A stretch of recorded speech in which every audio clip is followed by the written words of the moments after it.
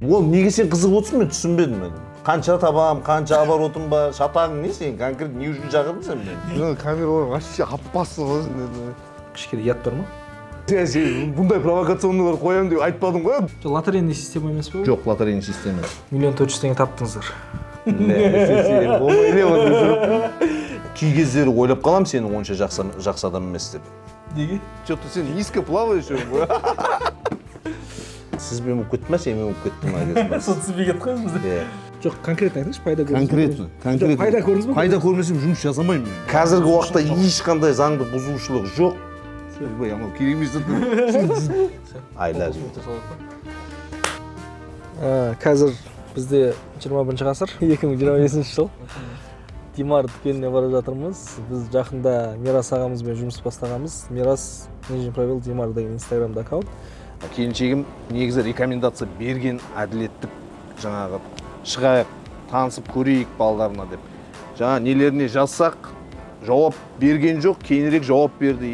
Енді түсіндім не үшін бірден жауап бермегеніне, потому что занят екен. Ол бізді артымыздан қолап жүріп ұстап алған ғой, сол жақта Арбатқа барып съемка жасағанбыз. Оның магазині прям Арбаттың ортасында. И сол жақта машинамен біз келе жатқан кезде машинамен бүйтіп тоқтатып, короче, тоқта сөйлесеміз деп. Бір қымбат иномарка машинаны көрем парақшасында. Бұны Қазақстанда біреу екенін даже зерттеп жүрдім, қарап жүрдім.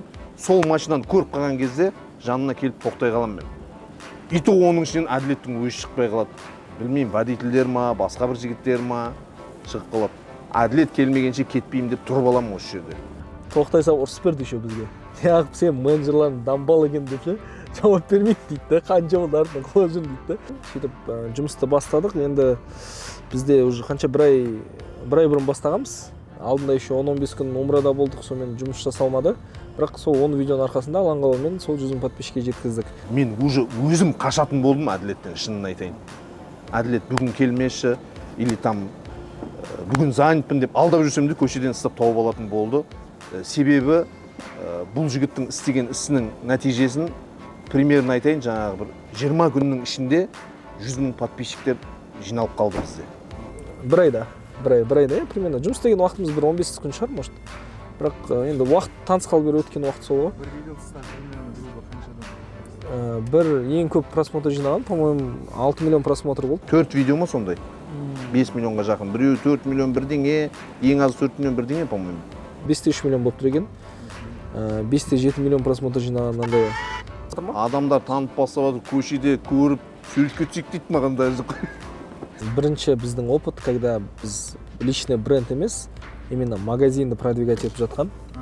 Суммасы, конечно, қымбатырақ болады бұндай проектке, чем личный бренд. Личный брендте енді адамды көтеру оңай ғой, адамдар оңай көре береді да, обычный адам болса. Если реклама екен көріп тұрса, қашады да, адамдар қиын тіркеледі негізі, бірақ бұл кісінің енді өзінің персонажы ерекше де енді. Біреулер сенбей келіп көріп жатыр. Осы Димар дүкенінің негізі қалаушысы сіз ба, көрейік деп келгендер де бар. Мысалы, Zara деген магазиндерде галочка бар ғой, ол қымбат та ондай алу. Мысалы, біз обычный галочканы алсақ 4-7 теңге төлейміз ғой, жаңа ай сайынша. Магазиндердің галочкасы, короче, қымбат алынады, негізі еще қиын алынады. Ол официальный тексеріс болады деген сияқты. Сол сияқты бизнесті жүргізу, бизнестің инстаграм жүргізу өте қымбат болады негізі бізде де. Өйткені ол бір магазиннің рекламасы болған соң адамдар қашады да, ол рекламадан қашады ғой в целом. Реклама көрсе адам өзіңде өткізіп тастайсың, сол сияқты. Сізге телефон бойынша халықтың білгісі келетін бір сұрақтар қойып тастасам, честно жауап бересіз бе? Әрине. Енді мен естідім, айфонды сіздер 500 000 теңгеге алып Дубайдан мынаяқта халыққа 800 000 теңге сатасыздар. Кішкене ұят бар ма? Кім айтты оны олай деп? 500 000 теңгеге алып 800 000 теңгеге сатады деген. Мейлі айтса айтқанда шығар. Негізі менің өзімнің дүкенімде определенный энный ставка деген бар. Ол үстіне қойылатын маржинальность. Бүгінгі күнде iPhone дегеннен ондай маржинальность жоқ. Ол баяғыда бұдан бір 10 жыл бұрын болған шығар. Қазір жоқ ондай. Қазір қанша көресіздер iPhone-ны? Жақсы көрем, нормально көрем. iPhone жақсы көресіз бе? Ақшасын да жақсы көрем. Бірақ ондай қанша теңге қоясыздар үстіне? Нақты бір 20 000 теңге ақша көреді менің дүкенім. Себебі менің қол астында бірнеше адам жұмыс. 300 000 теңге қоспайсыздар ма? Жоқ, 300 000 теңге деген жоқ. Сонда бір нормальный ақша табу үшін қанша iPhone сату керек? Конечно. Сонша iPhone сату керек. Сіздер күнде қанша iPhone сатасыздар? Әрқалай сауда ғой бұл енді. Кей кездері болады 100, кей кездері болады 50, кей кездері 150. Иә. Бір дүкеннен ба или қанша? Бір дүкеннен. Бір дүкенде 100 iPhone өтеді ма? Айына 3000 iPhone өтеді. Иә. Орташа есеп. Иә. Кейде 200 өтіп кетуі мүмкін бір күнде. Кейде енді 200 өтіп кету деген енді ол мен былай есептеп айтып берейін, математический жағынан среднем мен всегда постоянно былай есептеймін. 70 iPhone күніне өтеді деп есептеймін. Кей кездері 150, 200 болып кетуі де мүмкін. Кей кездері 30-40-та болуы мүмкін. Себебі... То есть 70 iPhone обязательно өтеді күніне? Обязательно өтеді. Сонда 1 миллион 400 мың теңге чисто iPhone-нан көресіз, Енді чехол. Енді жоқ. Чехол. Жоқ. Xiaomi, там Samsung басқа телефондар бар, Ол жоқ. Мен сәл дұрыс емес жауап бердім. Негізі 70 единица өтеді. Оның ішіне iPhone кіреді, оның ішіне Samsung-тар кіреді, оның ішіне AirPods-тар кіреді. Жоқ, айтыңызшы, қанша iPhone өтеді? Сіз жаңа 70 iPhone дедіңіз де, енді бағасын секіріп отырсыз жода. 70 iPhone өтеді, тағы да басқа телефондар өтеді ма или общий? Енді қараңыз, мен сіздерге түсіндіріп айтайын. Мен среднем примерно 20 мың теңге қалады деп отырмын. Негізі кейбір iPhone-дардан 20 мың ту 5 мың теңгеде қалмайтын iPhone-дар бар. Оған менің конкретный дәлелім бар. Енді бағалар ауысып тұрады постоянно. Бағалар ауысып тұрады. Жаңадан шыққан кезінде, по-моему, 100 мың теңгеден қосады бәрі. Жаңадан шыққан кезінде, әрине 100 мың одан да көп қосқан кездеріміз болды. Оны біз қосқымыз кеп қоспаймыз. Нарықта сұраныс көп болды деп пайдаланып отырып қалмаймыз. Шынымен де сәл қиындау болады басында. Қымбаттау келеді. Біздің өзіміздің қосымша расходтарымыз бар. Жолға кететұғын. Тағы да оның каждый алған смартфонға біз өз клиенттерімізге сыйлықтар береміз. Сол сыйлықтар, менің Димар дүкенім, мысалы үшін, апта сайын біз өз оқырмандарымызға телефондар сыйлап отырамыз. Оның бәрі біздің парақшамызда бар.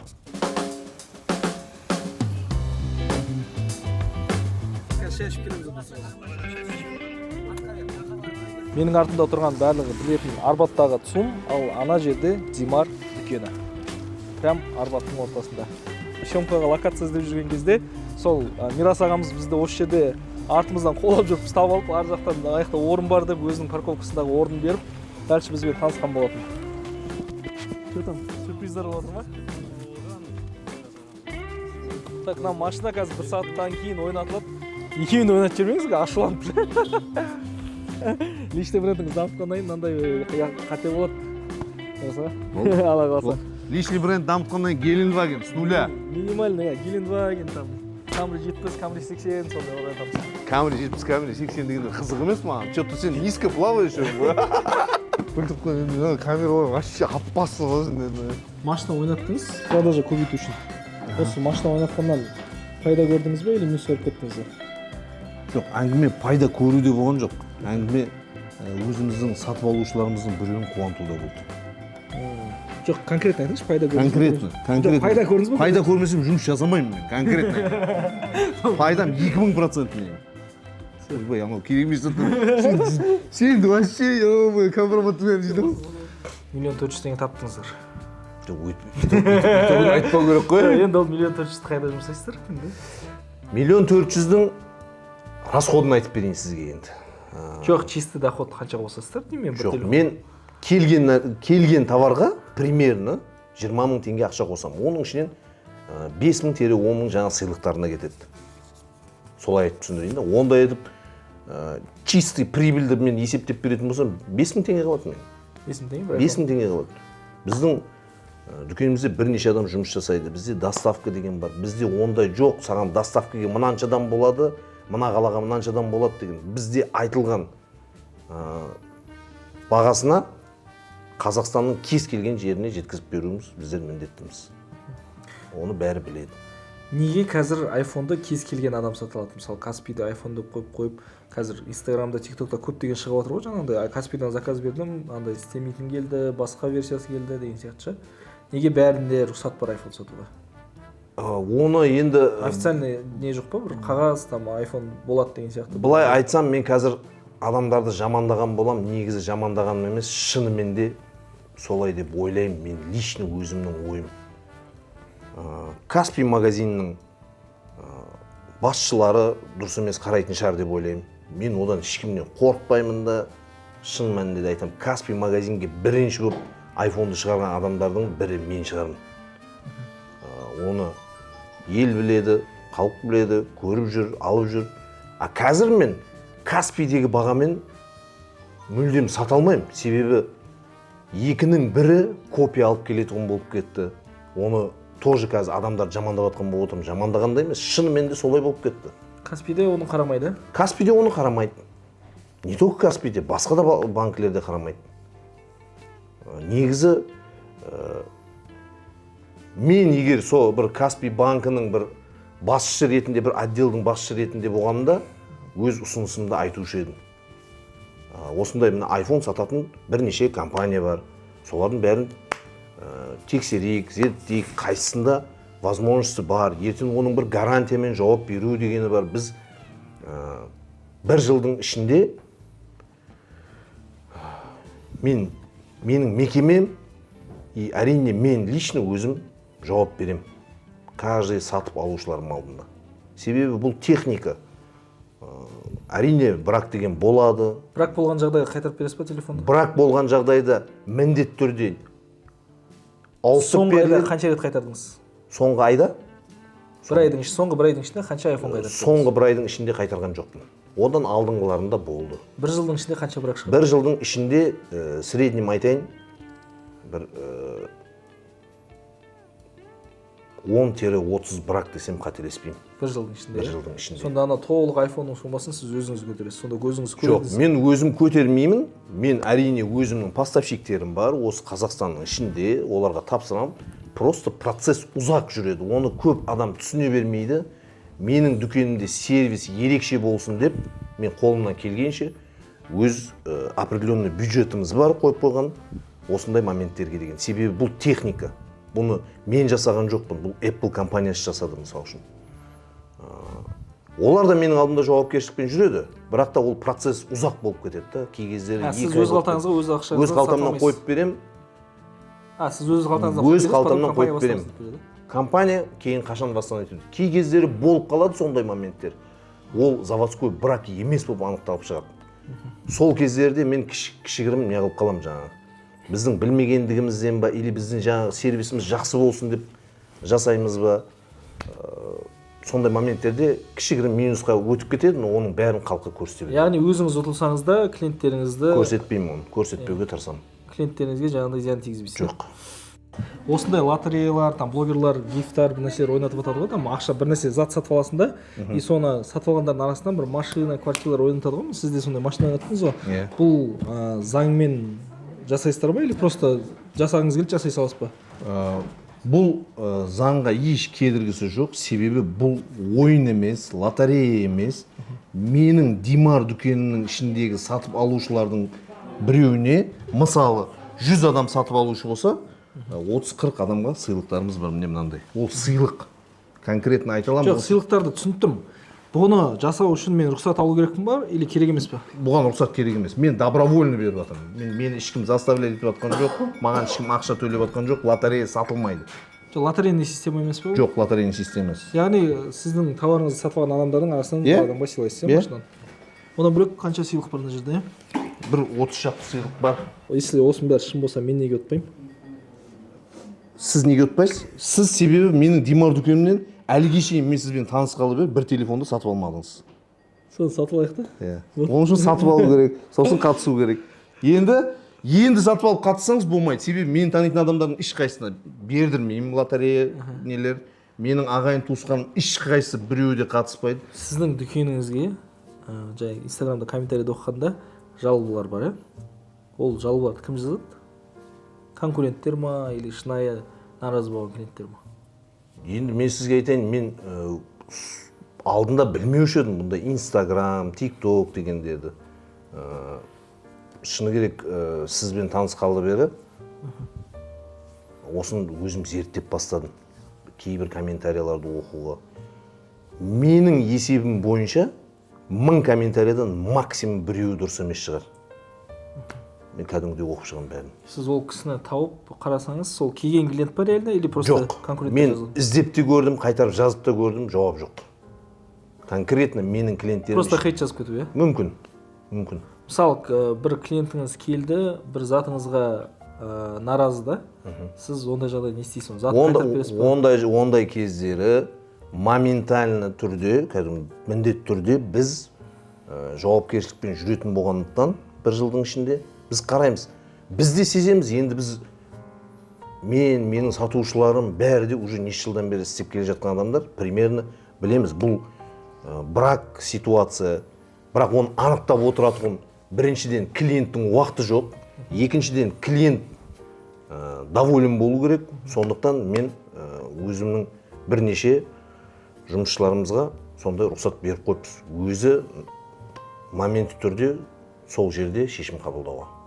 Ауыстырып берілсін, немесе ақшасы қайтарылып берілсін. Сервис жоғары деңгейде. Сервис жоғары деңгейде деп ойлаймын өзімше. Ол бәрі халықтың айтуы бойынша. Енді көп компаниялар скидка, акция деп өзінің бағасын былай көтеріп қояды да, соны сызып, қасына скидка өтірік баға бір жазып салады да. Яғни ол халықты алдау негізі. Сіздер сондай методтарды қолданасыздар ма? Жоқ, қолданбаймыз. Біз нақты бір бағаны айтамыз. Кей кездері болады. Оған да менің бірнеше адамым бар.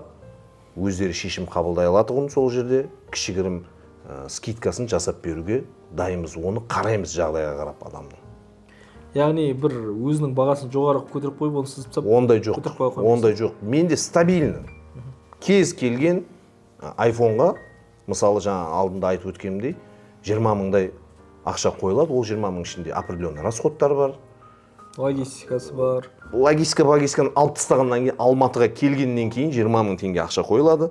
Себебі мен жаңа кез келген адам біздің Димар дүкенімізден сол жерде список бар смартфондардың, бізде бар смартфондар, жоқ смартфондарды сатпаймыз біз.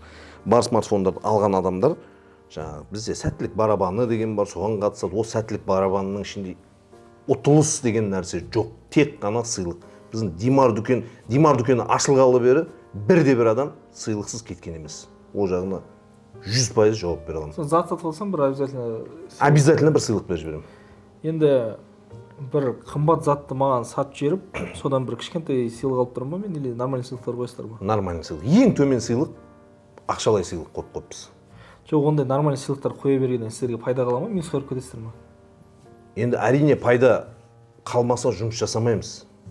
Мен ол шындығын айтайын, мен сондай адам өзім кішкене пайда көрмесем мен жұмыс жасамаймын.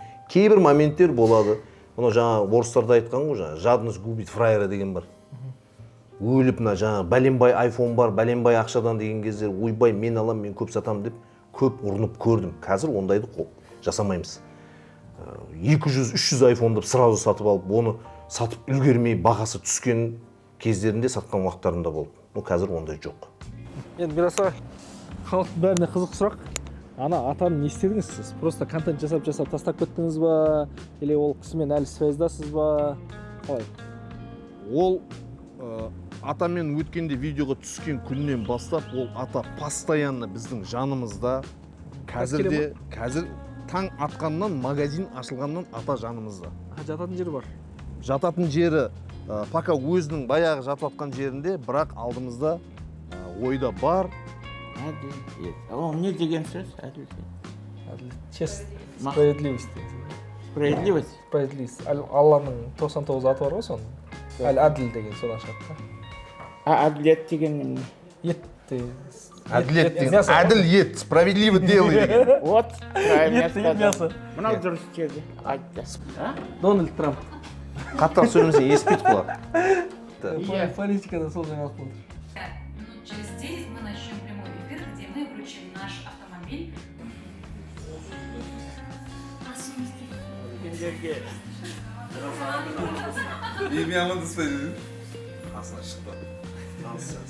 Ол менің құрдасым ғой, иә. Асыл. Люди советские головки, детские, да? Осы жаққа келіп жүрдім, сосын сіз маркаларыңызды біліп көріп қалдым да, содан қуалап жете алмай қалдым. Әкеммен көргенмін ғой, сосын мына биографияны өзім оқып жатқанмын, сізден оқығым келді. Қандай продюсерсіз. жақында оқытамыз бәрі. Еще бейбасына сен түсіре қойсың ғой. Ештеңе түсіндірмей Жоқ, өзім түсірдім. Әділет ағайдан естідім. Әділет аға? Жоқ. Мен саған тіркелсем қаншадан көресің маған? 10 мың берем.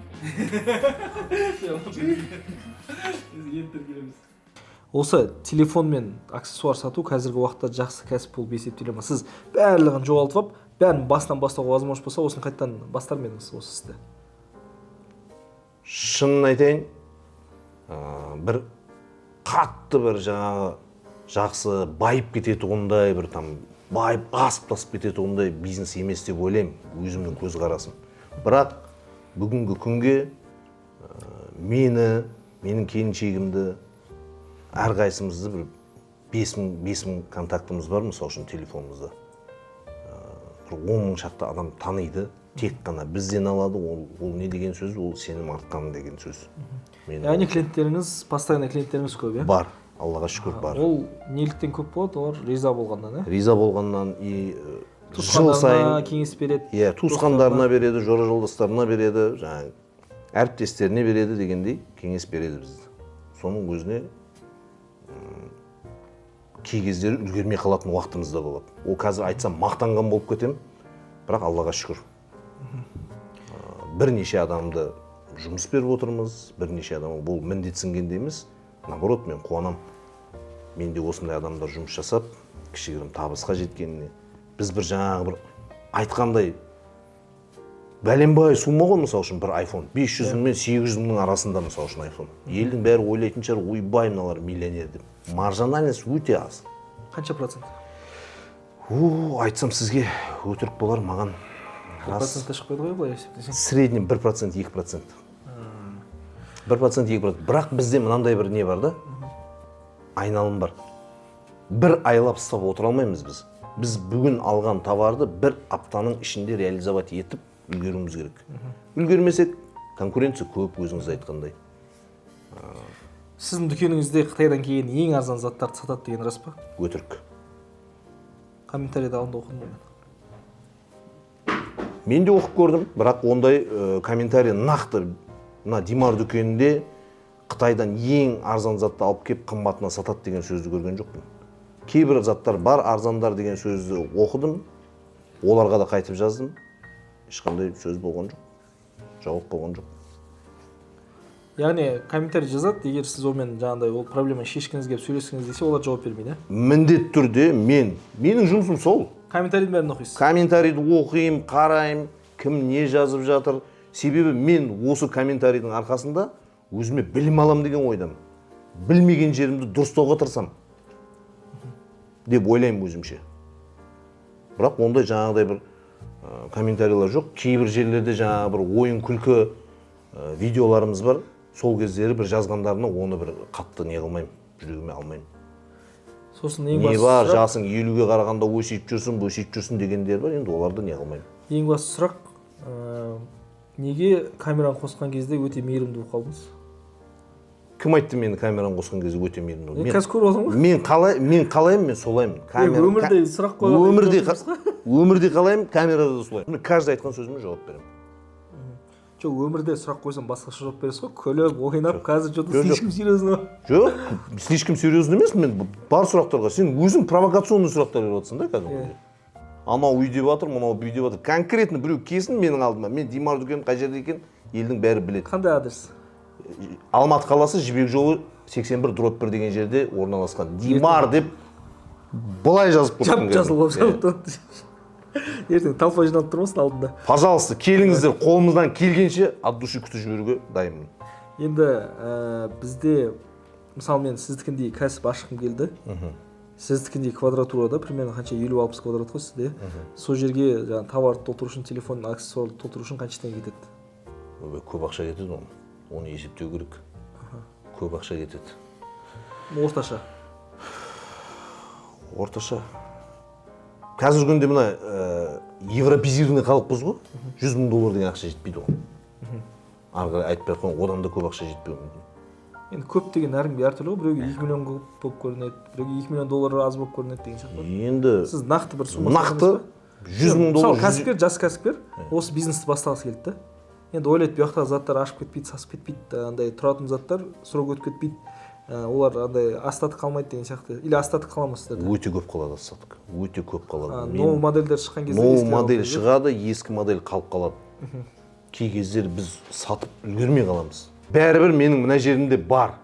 Менде бірінші болсыншы, деп, менде көп болсыншы деп өлгенше аламыз кәдімгідей. Толтырып алып бастап. Толтырып аламыз. Қалып кетеді. Қалып кетеді. Потом өз бағасымен беріп тастайсыздар ма? Өз бағасымен беріп тастаймыз. Кей кездері акция қоямыз. Мынау өз бағасынан төменге деп, чем ол тұра бергеннен гөрі, лучше біреуге аз ақшаға болса да пайда істейсің. Кей кездері олардан да убыткі болады, біз оны есепке алмаймыз просто. Слабы ғой сұрақтарың әділ. Жоқ, жеске. Енді салды. Сіз 1,400,000 суммаларды айта бермесе, Жоқ, сол қызық қалды. ой, құрсын, ертең Сағынбекова Қарлығаш. Бар ма? Көмекпен бәрі шығып болады. Машина қоймаған асыз қызғанысы.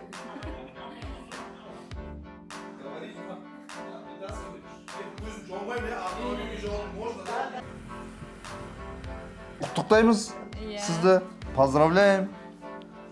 Чтобы эта машина вам принесла вам, вашей семье, вашим близким много радости, счастья, успехов.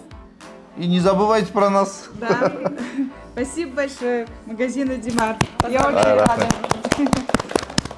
Кстати, вот талон, который вчера мы вытащили. 06490. Где второй талон? Вот этот талон. 06490. Они приобретали у нас iPhone 15 128. Вот для дочки. Покажите телефон. А где коробка?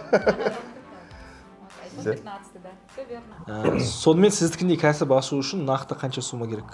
Нақты менікіндей кәсіп ашып, дәл менікіндей магазин ашу үшін, дүкен дейді ғой мысалы үшін, менде там бір 70-80 квадрат метр жер, оның бәрін толтыруға $100,000 ақша кетіп қалады, ол минимум. Минимум. Ары қарай ол адамның өзінен байланысты. Максимум қанша кетеді? Максимум кете береді, ограничение жоқ. Чисто айфондар сататын болсаң, онда қымбат кетеді. Максимум кете береді. Ол не үшін? Адамнан байланысты деймін. Себебі күніге бір модель шығады. Мысалы үшін, тек айфонда тоқтап қалмайық, біз основной мен нақты сататын 3 брендім бар. iPhone, Samsung, Xiaomi. Қаяқтан аласыз деген сұрақты қою жоғынан. Енді осы үшеуінің ішінен қайсынан көп пайда көресіз? Бірдей бағасы. Бәрінен бірдей пайда көресіз? Бәрінен бірдей бағасы. Мен сізге былай түсіндіріп айтайын. Кейбір телефондар бар. Адамдарға ол өтірік болуы мүмкін. 30-40 мың, 50 мыңдық телефондар бар. Көбінесе солар өтеді. Оларға маржинальность өте аз. Оларға 5 мың теңге қоям мен мысалы үшін. Сонда да ана сәттілік бар болғанда 5 мың, 50 мың, 100 мың айфондар ұтып кеткен адамдар болған. 60 мыңға кеп телефон алып, 200 мың телефондар ұтып кеткен моменттер болған. Оның бәрі біздің парақшаларымызда бар. Ол клиенттер бар адамдар, неше жылдан бері келіп, кетіп көріп жүрген адамдар. Отзывтар бар ма нақты? Қойыламыз ба үшірге? Отзывтар мықты. Жоқ, отзывтар жазған или сөзінің голосовой жіберген бар ма? Отзывтар рахмет айтқан или видео түскен жерлер бар ма? Осы жерге қойып қойсақ. Керек пе не ғой, қой. Бар шығар сен, оған қарау керек екенсіз. Болды, қарасаңызшы. Салықпен, налогпен бір проблемаларыңыз болған кездер болды ма? Налогтан жалпы қалай қашасыздар? Сіз қазір 2 сұрақ қойдыңыз маған, менің түсінігім бойынша, салықтармен проблема болған кезіңіз болды ма деп. Әрине болды. Мен кезінде может быть жаңағы салықтарды былай экономдайым деген уақыттарым болды. Бұл бірнеше жыл бұрын, даже 10 жыл бұрындар болған оқиғалар болды. бірақ мен өзімдікін дәлелдеуге тырыстым и дәлелдеп те шықтым. Кей жерінде ұтылған уақыттарында болды. Ол до суда не доходило, өзі ол кездер емес, қазір де солай ғой. Налоговый комитет постановление шығарады, мен соны төлеуім керек. Сонда мәлімде. Бүгінгі күнге мен любой не қылдайды, налоговый комитет дей ма, управление госдоходов деп айтылады. Соларға мен ашық айта аламын. Қандай бір жаңағы госучреждениелер бар, ашық айта аламын. Менің налогым четкий уақытында мықты и кішкентай сумма емес төлейтін налогым. Айына қанша налог төлейсіз? Айына әр қалай. Орташа. 10 миллионнан көп төлеймін налог. Орташа. Кей кездер 15 миллион болады, 18 миллион төлеген уақытымда болды. Ең көп төлеген айыңыз қанша болды? Осы соңғы бір жылда. Соңғы бір жылда демеймін, соңғы 1-2-3 жылда деп айтайыншы. 25 миллиондан төлеген уақытым болды. Налог. Айына налог. Сонда бір айлық оборотыңыз қанша орташа? Оны айту болмайды. Ол неге сен қызығып отырсың, мен түсінбедім. Қанша табам, қанша оборотым бар, шатағың не сен? Конкрет не үшін шақырдың сен мені? Елдің бәріне қызық қой. Елдің бәріне қызық болса мен айттым міне, пожалуйста. Ел біледі мен қалай жұмыс жасап жатқанымды, кімге қалай сатып жатқанымды. Білмеген жер болса келсін, түсіндірем қанша не екен. Біреулер бизнес ашам дейтін болса, пожалуйста келсін, бірақ не советую телефон сатуға. Неге? Себебі маған конкурент боласың ғой. Расхерті уже. Так, енді сол үшін мұ жаңа $150,000 жетпейді деп атқаныңыз, е? Конкурент болмасын деп, е? Негізі 20-30 миллионмен ашып тастасың да болады, е? Негізі болады, но бірден айфонға өте алмайсыз да. Айфон деп айтпаймын. Айфон дегенге пипец ертең сұрақтар болып кетеді, мен гарантия беремін. Болса болсын енді, ол қорықпаймын ешкімнен. Негізі 20 миллионмен де бастауға болады. Қалай деп түсіндірейінші мен сіздерге. Елдің бәрі ойлайтын шығар, бұның бәрі менің өз ақшам деп. Мен определенный жерден, определенный поставщиктерімнен под реализацию аламын товарды. Неше жылдан бері мен осымен айналысатуым болғаннан кейін адамдар сенеді маған. Ол яғни қарызға береді сізге товарды. Қарызға береді деген сөз басқаша, под реализацию деген сөз басқаша, под консигнацию деген сөз басқаша да. Оның үшеуінде араластырып алып отыра беремін. Мысалы, любой жаңадан бастаймын деген кәсіпкер келіп 20 миллион бар, мен телефон алып сатам, анау десе, ол конкретно айтайын, қадалады ол. Қадалады? Қадалады. Неден бастау керек жаңадан бастайтын кәсіпкер? Жаңадан асықпай бастау керек, зерттеу керек бәрін. Чисто чехол сатып бастаса болады? Жоқ, чисто чехол сатса да болады. Енді чехолды алу үшін сенде дүкеніңде телефон тұру керек та. Просто чехол үшін келмейді маған адам. Телефонға келеді. Телефоннан мақтаныш ретінде айта аламын. Бағалары менде өте тиімді. Сіз енді өзіңіздің дүкеніңіз санамағанда Қазақстанда номер 1 осы телефон сататын қандай дүкен бар? Дүкен жоқ басқа, Димардан басқа. Номер 1 Димар. Жоқ, сізден басқа? Жоқ, менікінен басқа ондай номер 1 магазин. Gold Service. Gold Service номер 1 емес, номер 1 Димар. Точно ма? Точно. Онда Әңгіме ол подписчик анау-мынауды есептейтін болсақ, онда емес әңгіме. Әр магазинде әрқалай сервис. Может, біреулерге Gold Service ұнайтын шығар. Мен олар жамандамаймын. Мен олар білем, қандай жігіттер, қандай уақыттан бастаған. Оларменен жаңағы, оларды танимын деп мақтаныш ретінде айта аламын. Бірақ номер 1 Димар. Сен бұндай провокационныйлар қоямын деп айтпадың ғой, Gold Service деп. Ят қой толиктің алдында, өзіміздің еншек қолды. Так, Gold Service'дегі сұрақты алып сөйлерді, осы жердің алдыры керек қой. Жоқ, ана жерде талайын айтсаң, олар танимын, жақсы адамдар, ғыж-бұж, олармен мақтаныш ретінде айтамын. Вообще Gold Service алып сөйлер. Номер 1 магазин жоқ Димардан басқа, конкретно айтамын. Бармын, менмін дейтін болса, келсін маған, наоборот, обмен опыты болады бір-бірімізге. Спасибо. Спасибо, спасибо большое. Chevrolet Гос номер 747. Продолжить. Ага, тип 1 стоит он. Стоит, Ага. Или прям VIP хотите? Зачем VIP? Нет. Давайте, где супруг? Идемте, номер, помогайте выбирать. Какой выберете? Какой номер выбрать? Ойымызда, алдымызда тағы бір машина қоямыз деген ниетіміз бар. әлі көреміз қашан екен. Алдында видеоларда көресіздер. Бақылап отырыңыздар. Ұтқан адамдардың бәрін құттықтаймын. көбірек пайда табу үшін заңды бұзған кездеріңіз болды ма? Әрине алдында болған, бұдан бір 10 жыл бұрын алдында айтып өткенімдей, 10 жыл, 15 жыл бұрын болған шығар. Онда мен бұзғым келіп бұзған жоқ. Мен кәдімгідей олар енді налоговыйдың сотрудниктері, налоговый инспектор деген государственный представитель ғой. Олар өз жаңағы не қылды, полномочиясымен қолданып сөйлеген, жекірініп сөйлеген моменттерінде мен қырсыға кете оларға жасаған уақыттарым болды.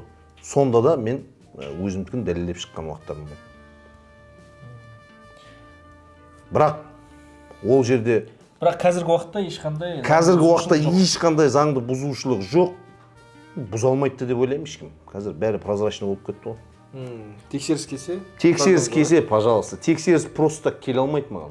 Мен любой налоговый представительдің адамы болса, плоть, жаңа айттым ғой, управление госдоходтың қай жоғарғы деңгейінде отырған адам болса да, мені көріп жүр ғой, мысалы үшін, Инстаграм, нелерінде жаңа, ТикТокта, мен телефон сататын ешкімне жасырмаймын, бәрі ашық. Налогыңды төлемесең, біріншіден, 10 күнге өтпей, счеттарыңды бұғаттап тастайды. Енді бәсекелестерді, конкуренттерді бір жаман қылу үшін жасаған бір лас, грязный әрекеттеріңіз болды ма? Жоқ, болған жоқ. Ондай болған жоқ. Баяғы замандарда комментарий жазып оларға жоқ, онда комментарий деген заттарға мен енді жетіп келіп жатырмын. Может быть, бұрындары бір айттым ғой, баяғы бастаған кезімде болған шығар біреуді бір мынау да мынаншадан беріп жатыр ғой, сен неге мынаншадан бермейсің деген кезінде. Болды, содан алсаң ала бер. Ол ана жерден алады, мен мына жерден алам деген сөздерім болған шығар, бірақ біреуді жамандау. Конкуренттер жайлы нақты аттарын айтып қойды. Ол конкуренттар жайлы маған айтып келген кезінде адамдар, может быть, айтқан уақытым болған шығар. Ол бәрін жаңағы, ойбай, ол конкуренттердің бәрі жақсы, мен де жақсымын деп отырған уақыттар болмаған шығар сол кездер. Қазір маған конкурент жоқ. Точно ма? Точно. Мақтанышпен айтылам, конкурент жоқ, пожалуйста. Неге, қай жағынан? Себебі менің тұтынушыларым бәрі біледі. Өзіңіздің жеке клиенттеріңіз бар? Иә, менің жеке клиенттерім кәдімгідей бізге звондап, сіз өзіңіз боласыз ба деп сұрайтындар бар маған. Ол мен жаңа мақтанған емес деймін ғой, мақтанышым ол менің кәдімгідей. Сіз маған $100,000 ақша төлегеннен не пайда көрдіңіз? Әлі пайда көрген жоқпын, пайда көрем деген ойдамын. Қандай? Ол ақшамен емес, халыққа білдіру, менің өзімнің бір арманым бар, жеке брендті дамыту, ары қарай. Әрине сенің көмегіңмен кей кездер білмеген жерімді сенен сұраймын. Ол әңгіме жаста емес, қазіргі заманға сай әңгіме баста болып кетті. Мен білмейтұғын көп заттарды сен білесің, мен солардан сол заттарды сенен білгім келеді. Енді сізде қандай расчет болды? Басында мысалы осыншама сумма салып жатырмын, осыншама миллиондап, оны қалай ақтаймын деген, қанша есе ақтаймын деген план болды? Шынын айтайын, мен білмеймін, мен сені жаман адам деп айта алмаймын, жақсы адам деп айта алмаймын. Жақсы адам деп айта алмаймын. Жоқ, сен негізі жаман адам емессің. Бірақ жақсы да емес. Бірақ 100% жақсы. Жоқ, мен дұрыс емес ответ беріп отырмын да, қазір мен сізге былай айтып түсіндірейін. Неге маған $100,000 ақша төледің дедім ба? Қайттан беш сұрағың? Жоқ, болсын, жалғастыра беріңіз, әдем кетіп отыр. Неге сен маған сонша ақша бердің дедім? Менің өзім бір арманым бар. Жаңа өзім жеке брендімді дамытқым келеді. Мен шыны керек, сенің танысу үшін бір 2 ай мен сені бақылап жүрдім. Өмір Инстаграм қарамағанмын мен. Осы бала жайлы маған мен келіншегім айтқан, осындай Әділет Арт деген бар, продюсер, жаңағыдай контенттерінің бәрін жүргізіп береді. Контент деген сөздерді үйреніп бастадым осы Әділетпен танысқалы бері. Спорттейдж деген. Спорттейдж, бэкстейдж, бәрін үйреніп жатырмын, Аллаға шүкір. Енді не үшін сен маған сонша ақша төледің деген сұрақ қойдым. Себебі заманға сай қазір әңгіме жасқа қарамайтын болып кетті, әңгіме басқа қарайтын болып кетті. Может быть, мен кішігірім артта шығарым, кішігірім емес, өте көп арттам. Сенен көп заттарды білгім келеді, керекті жерін алып қалғым келеді өзіме, керек емес жерін. Вообще жақындатпаймын ғой. техпаспортын бәрін міне табыстап жатыр. Қазір переоформление жасадық. Өздері соңға барып, өздерінің қалаған нөмірін алып алып. Мынау запасной кілті. Рахмет. Если вы до 1 февраля 2026 года с этой наклейкой проедете, придете, я вам любой телефон продам с 95% скидкой. Такого нету, в мире нету. Все, хорошо. Я вам это обещаю. Любой Спасибо. телефон. Спасибо. Всё. енді осы 1,5 айдай жұмыс жасап жатырмыз. Жұмысқа ризасыз ба конкретно? 1,5 айдай жұмыс жасап жатқан жоқпыз. 1,5 айдай болды танысқанымызға. Жасағанымызға бір 20 күн болған шығар. 20 күннің ішінде жаңағы сіздің көзіңізше сізді мақтауда емес, бұндай результат болады деп ойлаған жоқпын. Шынымен де болып жатыр результат. Әрине ризамын. Риза болмасам дальше жұмыс жасамаймын. Риза болғандықтан сізбен әлі сізбен болып кетті ме, сенмен болып кетті ме? Сол сізбен кетті ғой бізде. Сіздердің командаларыңызбен жұмыс жасау маған уже Приятно ма? приятно, полезно. Мен, конечно, жаңа бизнесмен болғандықтан кішігірім бәрі полезный жағын көбірек ойлаймын. Бірақ қазіргі заман уже мен кішігірім қартайдым ба, білмеймін, 40-тан өткеннен кейін жаңа приятный жағына да көп қарайтын болып кеттім. Приятное с полезным совмещать надо дейді ғой орыстар. Бекер айтпаған. Дұрыс. Отношение біріншіден басқаша. Мен сіздерге келіп от души бөлісіп айта аламын. Не маған керек, не маған керек емес. Кейбір адамдар болады ғой, айтқым келмейді даже. Бірақ сізге басқаша қарап қалдым. Сіз дей бермей қояйыншы, Әділет аға. Ұрып жібер осы жерлерді. Әділет, конкретно айтайын. Сенің командаң маған өзіме ұнады, результатын беріп жатыр. Ол жаңа айттым ғой, сені мақтағанда емес. Бірақ Сен жақсы адам емессің. бірақ кей кездері ойлап қалам сені онша жақсы адам емес деп. Неге? Анда-санда звондаған кезде трубканы көтермейсің. Сондай моменттер болып қалады өзі. Тағы? Кей кездері бір жерге встречаға шақырып болып жарты сағат күттіріп қоясың. 1 сағаттан күткен кездерім болды. Осы жерде десеңші Осы жүрген жерлерде далада жүріп, машинаны далаға қойып келіп. ойлансын деген ғой мен андай. Жүріп, андай жұмыстан отвлекаться етпей ойланып, терең ойланып. Негізі ойландым. Просто қазір результат сенде көбірек болып тұр да, содан кейін амал жоқ деп қойдым. Сәттілік ет, берекелі болсын, Алла қаласа. 1 миллионға тезірек жетуіміз нәсіп етсін. Амин, айтқаныңыз келсін. 1 миллионды тоқтамау керек та, одан кейін өзің келіп тұрып, братан, 1 миллион аз саған. Тағы 500 мың, 1 миллион менен саған деп былай жест жасап кететін жігітсің ғой сен. Енді Мирас аға, аудиторияны Алла қаласа жинап, жаңағы келіскенде 1 миллион оқырманымызды бітірген кезде осы проектті сізде ары қарай қандай пландар бар? Осы халыққа не берем деген мақсаттасыз? Халыққа тек пайдалы керек затты беру керек. Әрине жаңағы тек iPhone сату, анау-мынау телефон сату да емес ой. Оның бәрі сатыла береді. Өзі Алланың бергені болады.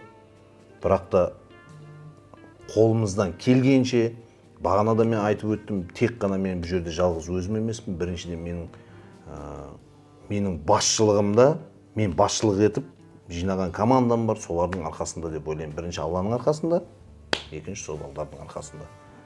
Тек қана жақсылық істеуге тырысамыз. Сосын өмір бойы жүре бересіз бе, телефон сатып, тағы басқа проекттер жасамайсыз ба? Басқа проекттер бар, ойда бар, оның бәрін бөлісу үшін әлі көп. Подкаст түсіру. Ақылдасатұғын моменттеріміз көп. Менің жеке сізге келіп сұрайтұғын заттарым бар. Не қылды, совет дейді ғой. Баяғыда мен жас кезімде менен өзімен 15 жас, 20 жас үлкен кісілер менен совет сұрайтын. Сол моменттер қазір қайтып келіп жатыр. Жизнь это бумеранг деген сол болып тұрды. Көрдіңіз бе? Енді Алла тағала болса ойлаған арман мақсаттарыңыз бәріне жетуді нәсіп етсін. Бірге өсейік, дамиық, Алла қаласа. Максимально халыққа пайдалы болайық. Амин. Максимально халыққа пайдалы болуымыз керек. Ағалы іні болып жүріп. I love you.